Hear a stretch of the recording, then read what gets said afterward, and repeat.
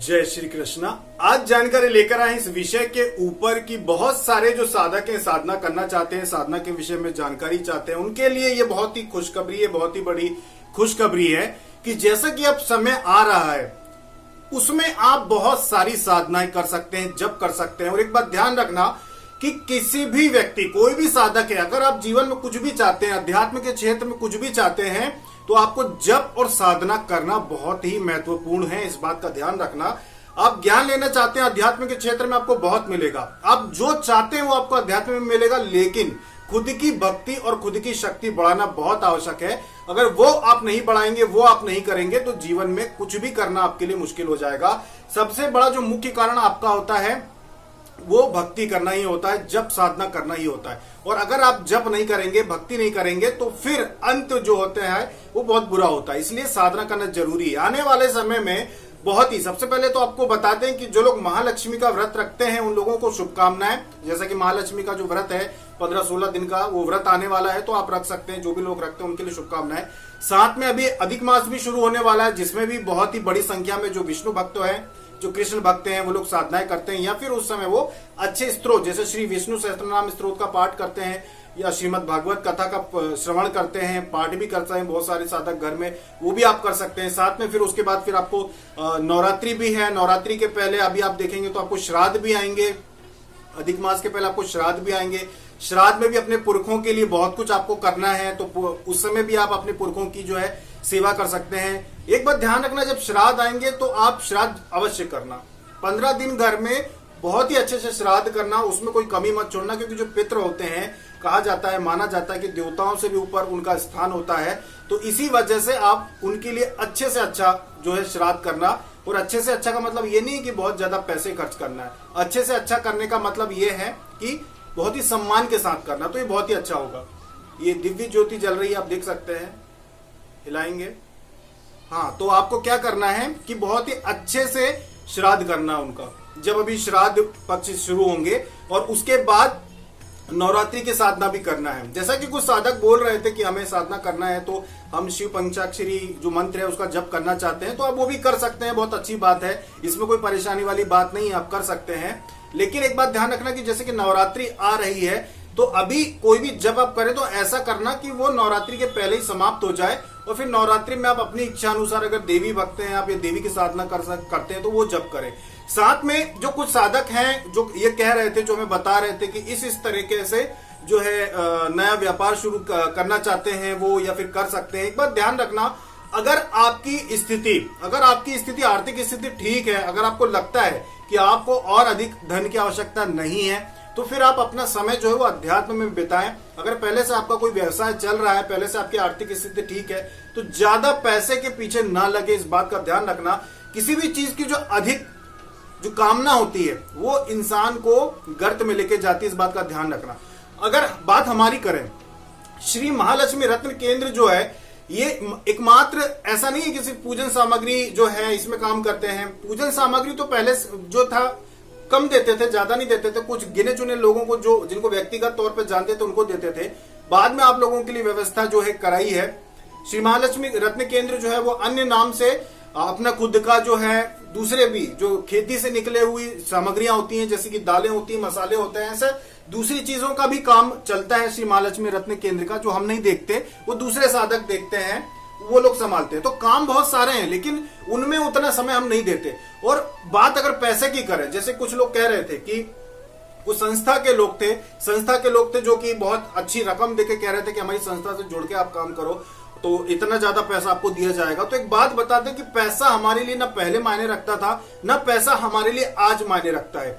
एक सामान्य साधक जो होता है, अगर उसे साधना के नाम पे अगर लेना चाहता कोई भी व्यक्ति, साधना के नाम पे ले आपको, या फिर आपको सिद्धि दिलाने के नाम पे, जैसा कि दुनिया में चल रहा है, बहुत ही कम बात है ये कि समझ लीजिए कि 35 से 50 हजार रुपए किसी भी एक साधक से लेना कोई बड़ी बात नहीं है, बहुत आसानी से लिए जा सकते हैं। लेकिन उसके बावजूद हमने ये काम आज तक नहीं किया। कितने साल हो गए, आज 2-3 साल हो गए हैं ऑनलाइन। इसके अलावा भी जब इंटरनेट पे, यहाँ पे यूट्यूब के माध्यम से आपको जानकारी नहीं देते थे, उस समय भी अगर चाहते तो तब से लेके अब तक, तब भी लोगों को जानकारी देते थे। अगर पैसा ही कमाना होता तो अब तक तो ना जाने कितना कमा लेते। और आज भी है कि अगर चाहे तो 15 दिन में 1 करोड़ कमाना कोई बड़ी बात नहीं है। 15 दिन में 1 करोड़ यूं ही कमा लेंगे। कोई बड़ी बात नहीं है, क्योंकि ये आपको वहां से दिखता है कि आप व्हाट्सएप पे हमें जो है प्रश्न भेज रहे हैं, लेकिन व्हाट्सएप पे इस साइड से हमें दिखता है कि कितने लोग हमसे जुड़े हैं और क्या हम कर सकते हैं। जो चाहे वो कर सकते हैं, जितना चाहे उतना कमा सकते हैं, लेकिन धन कभी भी हमारी प्राथमिकता नहीं थी। पैसा कमाना कभी भी हमारी प्राथमिकता नहीं थी। धन जो भी हमारे घर में या हमें जो भी उपयोग में लगता है वो हमारी खुद की मेहनत का होता है। लोगों को लूटने का काम हमने ना पहले किया और ना ही किसी संस्था के कहने पे आज करेंगे और ना कभी भविष्य में करेंगे। अगर कोरोना नहीं होता, अगर कोरोना की जो समस्या थी अगर ये नहीं आई हुई होती, तो विश्वास मानिए फिर हम आपको बताते हैं वीडियो के माध्यम से कि श्री महालक्ष्मी रत्न केंद्र क्या काम करता है। अगर कोरोना नहीं होता तो इस बार ये पूरी व्यवस्था थी कि आपको बताते कि आपने जो सामग्रियां ली हैं, आपने जो पैसा दिया, उसका क्या उपयोग किया गया है। ये आपको मन में संतोष होता आपको कि क्या उपयोग आपका आपके धन का किया गया है। इस बात का आपको खुशी होती है कि आपने श्री महालक्ष्मी रत्न केंद्र से अगर आपने 1 रुपए की भी सामग्री ली है, 1 रुपए भी आपने दान दिया, तो उसका क्या उपयोग होता है। एक साधक थे जो कि जिन्होंने कुछ दान दिया था, थोड़ा थोड़ा करके उन्होंने कभी 501 दिए, कभी 1101 दिए, ऐसे कुछ राशि उन्होंने दान दी। और दान देने के बाद तकरीबन उनको 11-12 महीने हो गए थे और उसके बाद उन्होंने कहा कि हमें कोई अध्यात्म में उन्नति समझ में नहीं आ रही है। हम साधना तो कर रहे हैं लेकिन कोई सिद्धि नहीं मिली हमें, या फिर सिद्धि मिली भी है तो अभी हमें कोई किसी के दर्शन नहीं हुए, अप्रत्यक्ष सिद्धि हुई है। तो उनको हमने जब उनका ये प्रश्न आया कि कुछ हमें जानकारी दीजिए, तो हमने उन्हें कुछ फोटो भेजी एक मंदिर की। एक मंदिर थी, मंदिर का जो ऊपर का छज्जा होता है, गुंबद होता है, उस मंदिर की उस छज्जे की हमने उनको फोटो भेजी। और जब भी वो बोलते हैं कि हमें कोई उन्नति नहीं हुई, हम वही फोटो उनको भेज देते। तो वो कहते हैं कि आप इन्हें ये जो फोटो भेजी है इनका क्या अर्थ है, मैं आपको बता रहा हूं कि मेरे साथ जो समस्या है इसका कुछ निराकरण कीजिए। तो हमने उनको यही कहा कि आपकी समस्या का निराकरण ये फोटो ही है। इस मंदिर के छज्जे को देखिए, ये मंदिर जो था ये 6 महीने से इसका काम रुका हुआ था। ये जो मंदिर निर्माण हो रहा था 6 महीने से इसका काम रुका हुआ था। इसके ऊपर की छत नहीं डल पा रही थी, इसके ऊपर का छज्जा नहीं बन पा रहा था। और आपने जो दान राशि दी थी, जो आप थोड़ा थोड़ा करके दे रहे थे, ये जो छज्जे की फोटो आपको भेजी, ये जो छत इसमें डली हुई है, ये मंदिर का जो ऊपरी हिस्सा है ये आपके पैसे से बना हुआ है। और आप कह रहे हैं कि आपको आध्यात्मिक लाभ नहीं हुआ है। आपकी 7 पीढ़ियों को लाभ हो चुका है। आपकी 7 पीढ़ियों को इस मंदिर के बनने का लाभ मिलेगा। इस मंदिर की जो छत डली है, इस मंदिर से आने वाले जितने अगर 500 साल 1000 साल जब तक ये मंदिर रहेगा, चाहे इसको बार बार इसका पुनर्निर्माण किया जाए, जो भी किया जाए, लेकिन आपने जो किया आपकी 7 पीढ़ियों तक इसका लाभ मिलेगा। और आप कह रहे हैं कि आपको आध्यात्मिक लाभ नहीं हुआ, तो आप इस बात को मन से निकाल दीजिए।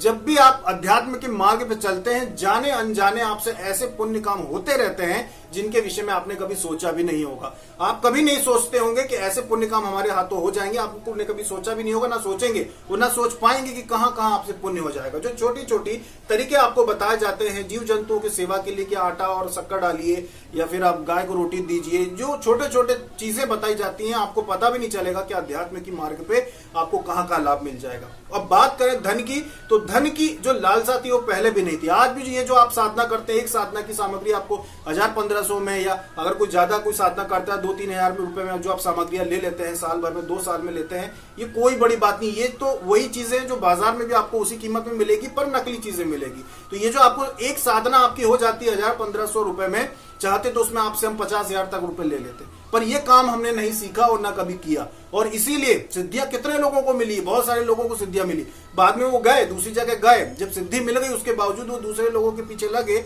और उसके बाद कई हजारों रुपए उन्होंने अपने डुबाए, कई नुकसान उनको हुआ और आगे बढ़ने के नाम पे और ज्यादा शक्तियां मिलने के नाम पे कई पैसे उन्होंने खराब किए और फिर लौट के वापस आ उन्होंने कहा कि हमारा इतना पैसा चला गया लेकिन आज भी हम वही हैं जहां पहले थे। तो उन्हें ये बात समझना चाहिए। एक बात ध्यान रखना, किसी की भी आप सेवा करते हैं, भक्ति करते हैं, तो उसमें समय देना पड़ता है। अगर आप 6 महीने किसी भी देवी या देवता की साधना में आप दे देते हैं तो आपको पूर्णतः वो आपको सिद्ध हो जाते हैं। और अगर आप, जैसा कि हमने पहले वीडियो में आपको बताया है कि अगर आप ध्यान और जप ये लगातार करते रहते हैं, जरूरी नहीं है कि आप प्रतिदिन हवन करें, आप 7 दिन में 1 दिन हवन कर लें, आप 15 दिन में 1 दिन हवन कर लें, ऐसा जरूरी नहीं कि आप प्रतिदिन हवन करें। और प्रतिदिन अगर हवन करने की इच्छा हो भी तो जरूरी नहीं कि आप पूरी सामग्री जो है पूरी आप 400-500 रुपए की सामग्री इकट्ठी करें और उसी से हवन करें। आप एक डिब्बा ले लें, उसमें आप 500 ग्राम सामग्री हवन की तैयार करके रख ले और छोटा सा हवन प्रतिदिन कर सकते हैं। हर दिन प्रतिदिन छोटा सा हवन जो विधि आपको दी थी जिसमें 20-21 या ज्यादा से ज्यादा 30 आहुतियां होंगी, इससे ज्यादा नहीं है, तो वो मुश्किल से 50 ग्राम सामग्री भी नहीं लगेगी और आपका हवन हो जाएगा। दैनिक हवन छोटा ही होता है, उसमें आपको नारियल गोले की ही जो पूर्णाहुति देने की आवश्यकता नहीं है। आप 2 लौंग 2 इलायची से भी आप कर सकते हैं, या कोई भी फल आप, अगर आपके पास है, उपलब्ध है, बादाम है, तो उससे भी आप कर सकते हैं, वो पूर्णाहुति हो जाती है और स्वीकार होती है। तो आप दैनिक हवन भी कर सकते हैं छोटी मोटी सामग्रियों से। तो जो भी लोग साधना करना चाहते हैं, आप एक ही देवी या देवता की साधना अगर बार बार या लंबे समय तक करते हैं तो वो आपको सिद्ध हो जाती है। उसके लिए आपको कहीं भी हजारों रुपए देने की आवश्यकता नहीं है। हाँ, अगर आप दान पुण्य करते हैं तो बहुत अच्छी बात है। आप कहीं भी अगर मंदिर निर्माण में अगर आप धनराशि देते हैं, कहीं भी जहां पे भी चल रहा हो, अभी यहाँ पे तो हमारे यहाँ तो नहीं चल रहा है कोई अभी निर्माण, लेकिन कहीं और चल रहा हो, कहीं भी किसी प्रकार का अगर आप दान करते हैं, बहुत अच्छी बात है। उसमें आपको लाभ ही लाभ मिलेगा, पुण्य पुण्य मिलेगा और कई पीढ़ियों तक मिलेगा, उसमें कोई दोष नहीं है। कहीं भी मंदिर निर्माण हो रहा हो, किसी भी देवता या देवी का निर्माण हो रहा हो, आप उसमें पूर्णतः सहायता करें। ये आपकी पीढ़ियों को तरा देगा, पहले की भी बाद की भी, ये आपको पुण्य मिलता है। ये बहुत अच्छी बात होती है। गरीबों को भोजन की व्यवस्था देना, वस्त्र दान करना, ये बहुत बड़ी बात होती है। जो वस्त्र दान करते हैं गरीबों को, ये भी बहुत बड़ी बात होती है। इसका भी पुण्य अक्षय होता है, अक्षय पुण्य की प्राप्ति होती है। और बता दें आपको कि ना, जैसे बहुत सारे लोग हैं व्हाट्सएप पे बोलते हैं कि आप इन चीजों में धन कमा सकते हैं, इन चीजों में आपकी कमाई ज्यादा हो सकती है, वो देते हैं, बताते हैं, क्योंकि हमें लगता है कि वो जानते हैं कि हमारी जो स्थिति है उसके अनुसार हम बहुत पैसा कमा सकते हैं या कर सकते हैं, या जिन चीजों में हमें परेशानियां होती है वो परेशानियां दूर हो जाएगी अगर हम ज्यादा पैसा कमाएं। तो जो हम बातें कहते हैं कि हमें ये सब चीजें करनी है, वो आसानी से हो जाएगी। लेकिन हम उनको यही बताना चाहते हैं कि चाहे 10 साल लगे, चाहे 20 साल लगे, चाहे 50 साल लगे, लेकिन वो मार्ग हम नहीं अपनाएंगे जो हमारा मन नहीं कहता, जो शास्त्र नहीं कहते, जो हमारे कर्म के अनुसार हमें नहीं करना चाहिए, वो कार्य हम नहीं करेंगे। चाहे कुछ भी हो जाए, चाहे ना कर पाए कोई बड़ा काम, चाहे ना कर पाए ज्यादा कोई सामाजिक काम, चलेगा, कोई बात नहीं, लेकिन पैसा कमाने के लिए ऐसा रास्ता नहीं अपनाएंगे जो अनुचित है। अनुचित का मतलब ये नहीं है कि किसी को झूठ बोलना पड़ेगा या किसी को के साथ बेईमानी करनी पड़ेगी, नहीं, ऐसी बात नहीं है। लेकिन आवश्यकता से अधिक सहायता लोगों की लेना भी एक प्रकार से पाप को ही बुलावा देता है, पाप को ही न्योता देता है। जिस चीज के लिए लोगों से पैसे लेने की आवश्यकता नहीं है, धन मांगने की आवश्यकता नहीं है, वो नहीं मांगना ही उचित होता है। और ऐसे कार्य भी करना आवश्यकता नहीं है जिनकी, ऐसे काम जिनमें खर्चा होता है 10 रुपए का और हम 10,000 रुपए का वो पैसा लेके वो चीज आपसे करवाएं, तो वो भी सही नहीं है। जहां पता है कि खर्चा जो है वो 10 ही रुपए का होता है, वहां क्यों ऐसा आपसे कोई कार्य करवाएं, ऐसी कोई पूजा करवाएं जिसमें 10,000 रुपए आप दें। ये सारी चीजें पाप कर्म में आती है। ये एक फैशन में है, पर ये आती पाप कर्म में ही है। और न जाने आने वाले कितने जन्मों तक हमें भोगना पड़ेगा। और ये जो धन इस तरह से कमाया जाता है, वो कहीं ना कहीं जो है निकलेगा, कहीं ना कहीं उसे निकालना पड़ेगा, कहीं ना कहीं वो निकलेगा और बहुत बुरी तरीके से निकलेगा। इसलिए ऐसा काम हम नहीं करेंगे, वो नहीं करते और नहीं करेंगे। पिछले 2-3 साल से जो भी आप लोगों को यहाँ से माध्यम से जानकारी दी जा रही है, जो चल रहा है सब ठीक चल रहा है। इसके अलावा अब ऐसा कोई भी काम करने की आवश्यकता नहीं है जो अनुचित हो, तो वो नहीं करेंगे। श्री महालक्ष्मी रत्न केंद्र जो कर रहा है वो आपको दिखाते। अगर कोरोना नहीं होता तो जो भी थोड़ी बहुत भी अगर बचत होती तो हम आपको बताते कि वो कार्य आपका संकल्प लेके आपके नाम से कहाँ लग रहा है। जो पैसे अगर आते हैं, मान लीजिए 10-20 हजार रुपए भी बचते, तो कहाँ लगे, किसकी सहायता हुई, किस तरह से हुई, वो सारी चीजें हम आपको बताते और आगे बताएंगे। अभी तो कोरोना है, कोई बात नहीं, जैसे सब कुछ ठीक होगा आपको बताएंगे कि आपका दिया हुआ 100 रुपए, आपके दिए 50 रुपए कहाँ लगे हैं, उसका क्या उचित कार्य हुआ है, किस तरह से आपको लाभ मिला है, यह आपको बताएंगे। लेकिन वो लोग जो सोचते हैं या ऐसा सलाह देते हैं कि कई गुना ज्यादा पैसा कमाया जा सकता है, ये उनके लिए एक संदेश है सीधा सीधा कि नहीं, हमने ऐसा काम पहले किया था, ना ही ऐसा काम हम आज करेंगे, वो ना ही कभी भविष्य में करेंगे। हमें कोई राष्ट्रीय गुरु नहीं बनना है, वो ना ही कोई राष्ट्रीय स्तर का कोई बहुत बड़ा ऐसा व्यक्ति नहीं बनना है जो बहुत ज्यादा फेमस हो या बहुत ज्यादा नाम चले या बहुत बड़ी संस्था बना ले या बहुत बड़ा कुछ कर ले। कुछ भी नहीं करना है, हमें सिर्फ और सिर्फ लोगों की मदद करना है और अपने कर्मों को संभालते हुए चलना है कि ऐसा कोई पाप ना हो, किसी भी देखा देखी में या किसी भी प्रकार की मोह माया में फंस के कि बहुत सारा धन मिल जाए, बहुत महंगी गाड़ी में चलना जरूरी है, बहुत बड़े आयोजन होना जरूरी है, ऐसी किसी भी मोह माया में फंस के हम अपने कर्मों से नहीं हटने वाले। हम जैसे हैं, जैसी भी हमारी आर्थिक स्थिति है, हम उसमें बहुत प्रसन्न हैं और आगे अपनी स्थिति के अनुसार ही जो कर्म कर सकते हैं वो ही करेंगे। चलो मान लो कि बेईमानी करके लोगों से लूट खसोट करके, चलो मान लिया कि करोड़ों का अगर सामाजिक कार्य कर भी दिए तो वो शून्य होते हैं, कोई उसका अर्थ नहीं निकलता। लेकिन एक व्यक्ति जो छोटी सी नौकरी करता हो, जो 5, 7, 10 हजार रुपए कमाता हो, उसको फिर हम क्या शिक्षा देंगे कि तुम कैसे अच्छे कर्म कमाओगे, कैसे पुण्य कमाओगे। वो भी तो कर्म करना चाहता है। जो 5,000 कमाता है वो भी तो पुण्य कमाना चाहता है, वो भी तो ऐसे कर्म करना चाहता है कि उसके पितृ प्रसन्न हो, उसका भी जीवन सफल हो। तो उनको हम क्या शिक्षा देंगे जब हम खुद ही लाखों की गाड़ी में घूमेंगे? ये नहीं हो पाएगा। इसीलिए हम जहां हैं, जैसे हैं, सही है। हम अपनी स्थिति के अनुसार ही कर्म करते हैं और अपनी स्थिति के अनुसार ही एक आम जन को, आम लोगों को सिखाना चाहते हैं कि कैसे आप पुण्य कर्म कर सकते हैं। छोटे छोटे तरीकों से आप पुण्य कर्म जो है वो कमा सकते हैं और अपने जीवन को आगे बढ़ा सकते हैं। और छोटे छोटे कार्य जो होते हैं वही आपके जीवन को सफल बना सकते हैं। और ये जो एक कहते हैं सात्विकता, पवित्रता से जब आप चलेंगे तभी आपके चारों ओर जो कहते हैं कि पवित्रता रहेगी, सात्विकता रहेगी, देवी देवता तभी आपके साथ वास करेंगे, तभी आपके घर में उपस्थित होंगे जब आप अच्छे कर्म करेंगे, पुण्य कर्म करेंगे। अन्यथा देवी देवता भी आपके घर नहीं स्थापित होंगे। देवी देवता, कोई भी शक्ति आपके घर में स्थापित नहीं होगी, कोई भी शक्ति आपके साथ नहीं रहेगी ज्यादा समय तक और चली जाएगी। यही कर्मों का फल होता है। इसीलिए कोई भी ऐसा कर्म ना हम करेंगे ना आपको सलाह देंगे, कोई भी जो हमारे साधक है जुड़े हुए, ऐसा कोई कर्म मत करना अपने जीवन में जो आने वाले कई सालों तक आपको भोगना पड़े। ऐसा कोई काम मत करना। तो कहने का यही मतलब है कि ऐसा कोई काम ना हम करेंगे, ना कोई भी हमारे जो चैनल से जुड़े हुए साधक है, कोई भी ऐसा काम मत करना धन कमाने के लिए जिससे कि आपके आने वाली पीढ़ियों को भुगतना पड़े। और हम अब पूरा जीवन ऐसा ही बिताएंगे, जैसे हैं वैसे ही बिताएंगे। और आप जितने साधक के संकल्प लेना के अध्यात्म के मार्ग पे चलेंगे, अपने घर को चलाइए मेहनत से, ईमानदारी से। लेकिन कभी ऐसा कोई काम नहीं करना है जीवन में कि आपके बाद आपकी पीढ़ियों को भुगतना पड़े और आपकी संतानों को बड़े बड़े रोग हो, बीमारियां हो, आपको भी हो और आपका जीवन बहुत ही ज्यादा गलत बीते। ऐसा कोई काम नहीं करना, इस बात का ध्यान रखना जीवन में। तो अभी तक के लिए इतना ही। जय श्री कृष्ण।